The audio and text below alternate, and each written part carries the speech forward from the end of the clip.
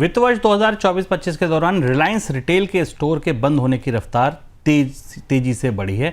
Company ने पूरे साल के दौरान 2155 स्टोर बंद किए हैं, जो वित्त वर्ष 2023-24 में बंद हुए स्टोर के मुकाबले 2 गुने से भी ज़्यादा हैं। हालांकि कंपनी ने वित्त वर्ष 2025 के दौरान 2659 स्टोर खोले भी हैं, यानी कंपनी ने नेट 500 से ज़्यादा नए स्टोर खोले।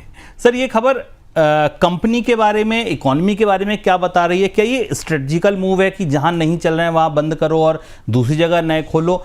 क्या आपको लगता है, क्या बता रही है ये खबर? कुछ हद तक स्ट्रेटेजिक मूव है, और दूसरा वो भी जिसका जिक्र अभी हमने एफएमसीजी कंपनियों के संदर्भ में किया कि भारत में एक बड़ा हिस्सा अब ऑनलाइन रिटेल की तरफ बढ़ रहा है। और शुरुआत में चाहे वो ट्रेंट हो या शॉपर्स स्टॉप हो या डी-मार्ट हो या रिलायंस हो, इन्होंने शुरुआत में ऑफलाइन रिटेल को अपनी वरीयता पर रखा था। और एक दौर था जब भारत में बहुत तेजी से रिटेल स्टोर खोले गए थे। आप आज से 5 साल पहले, 6 साल पहले किसी भी शहरी इलाकों में आपको 5-5, 6-6, 7-7 ग्रॉसरी ब्रांडेड स्टोर दिखाई दे जाते थे। कंपनियों को इस बात का रियलाइजेशन हुआ है कि ग्राहकों का तौर तरीका और खरीद का रुख बदल रहा है।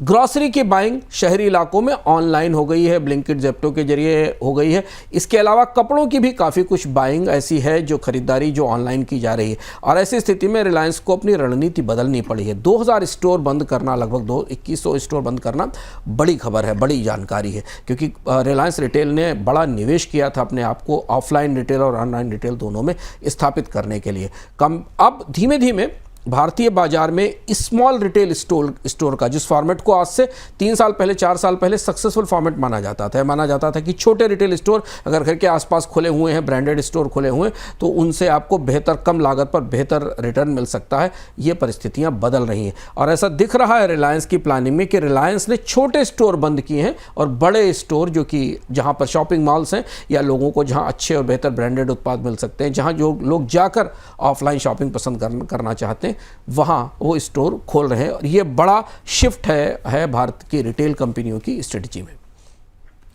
चीन ने कहा है कि अमेरिका के साथ टैरिफ वॉर के चलते हुए दुनिया के दूसरे देशों में सस्ते सामान की डंपिंग नहीं करेगा। भारत में चीन के राजदूत के मंगलवार को एक अंग्रेजी समाचार पत्र में छपे लेख में यह बात कही गई है। लेख में कहा गया है कि चीन दूसरे देशों में डंपिंग के बजाय अपने यहाँ खपत और मांग बढ़ाने पर ध्यान दे रहा है।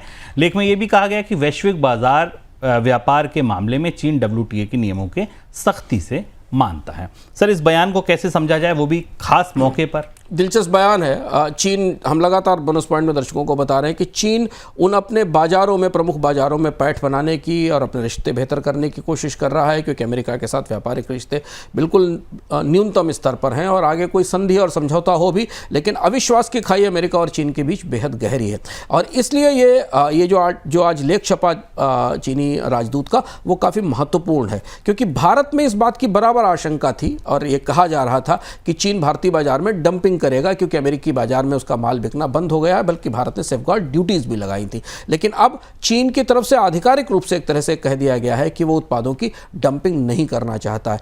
भारत भी अमेरिका और चीन के बीच अब बेहतर व्यापार रिश्तों की, दोनों देशों के बीच खड़े होकर किस देश के साथ कैसे व्यापार रिश्ते बनाए जाएं, इसकी रणनीति पर भी काम कर रहा है। तो चीन ने अपनी जो परोक्ष रूप से बाजारों में पहुंच की रणनीति है, उसको बदलने का संकेत दिया है यहां से, और प्रत्यक्ष रूप से भारतीय बाजार में चीन की हिस्सेदारी काफ़ी बड़ी है। भारत की निर्भरता भी चीन पर काफ़ी ज़्यादा है। तो एक तरह से ये भी कोशिश है कि भारत अपने बाजार को अगर अमेरिका के लिए उदार कर रहा है, तो चीन के लिए भी उदार करे और चीन की कंपनियों को भारत में और ज़्यादा निवेश करने का मौका मिले। और ये डर भी जो था कि चीन डंपिंग करेगा, उसे भी ख़त्म करने की कोशिश की गई है।